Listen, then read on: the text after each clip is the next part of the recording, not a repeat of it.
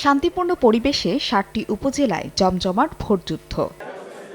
ভোটের দিন সকাল থেকে কেন্দ্রে কেন্দ্রে যান ভোটাররা। পুরুষের পাশাপাশি নারী ভোটারের উপস্থিতিও ছিল চোখে পড়ার মতো। জনপ্রতিনিধি নির্বাচনে লাইনে দাঁড়িয়ে ভোট দেন সবাই। সৎ, নিরপেক্ষ ও যোগ্য প্রার্থীর জয়ের প্রত্যাশা ভোটারদের। প্রথম ভোট দিতে এসেছি, অনেক আনন্দ লাগছে, উৎসাহিত লাগছে।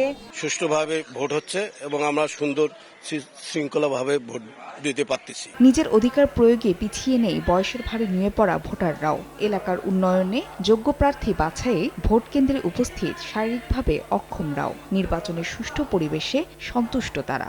আমার পছন্দের সঙ্গে ভোট দিচ্ছি আমার ছেলের কোলে।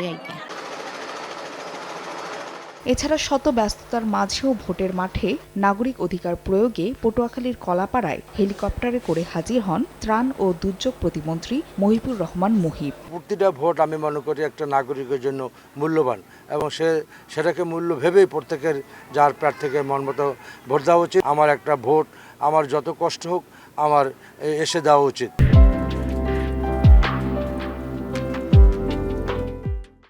এদিকে যে কোনো অপ্রীতিকর পরিস্থিতি এড়াতে শুধু কেন্দ্র নয়, ভোট গ্রহণের পুরো এলাকায় তৎপর রয়েছে আইন শৃঙ্খলা বাহিনী। Mobile party, striking party, stand by party আমরা নিয়োজিত রেখেছি। ভোট কেন্দ্রের ভিতরে পর্যাপ্ত ফোর্স রয়েছে।